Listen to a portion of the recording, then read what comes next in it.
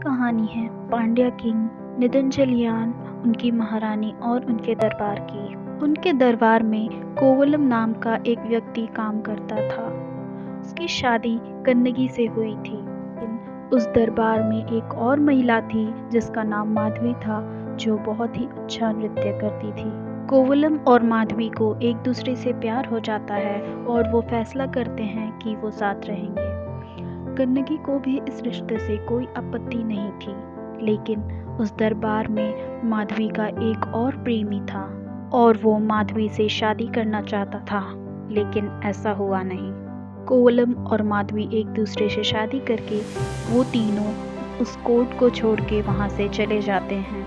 उनके पास घर के खर्चे के लिए पैसे नहीं थे, तो कन्नगी ने उसे एक अपनी बहुत ही खूबसूरत पायल दी, जिसको बेचकर वो अपना खर्चा चला सकते थे। कोवलम ने उस पायल को 1 सोनार को बेच दिया और वे खुशी खुशी रहने लगे। लेकिन वहीं माधवी का प्रेमी उसको खोजते खोजते उस सोनार के पास पहुंचा और उसने इन तीनों के बारे में पता चला। उसने कोवलम को फंसाने के लिए एक षड्यंत्र रचा। उसने पांड्या राजा को ये बताया कि कोवलम ने महारानी के पायल चुराए हैं और इसलिए वो तीनों यहाँ से चले गए हैं, क्योंकि वो पायल हूबहू महारानी के पायल से मिलती थी। ये सुनकर राजा को गुस्सा आया और उसने कोवलम की बात बिना सुने उसे मृत्यु दंड दिया।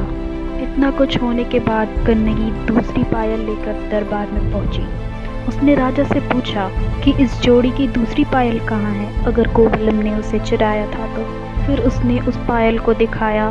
इसकी वजह से राजा को अपने फैसले पे अफसोस हुआ, लेकिन अब तो सब कुछ हो चुका था। भी कन्नगी लाचार होकर उसने श्राप दिया कि अगर वो एक पतिव्रता है तो उसी समय ये शहर जल के राख हो जाए। जिस श्राप की वजह से उसी समय मदुरई जल के राख हो गया और राजा रानी सब खत्म हो गए। इस कहानी का जिक्र आपको शिलापतिकरण में किया गया है।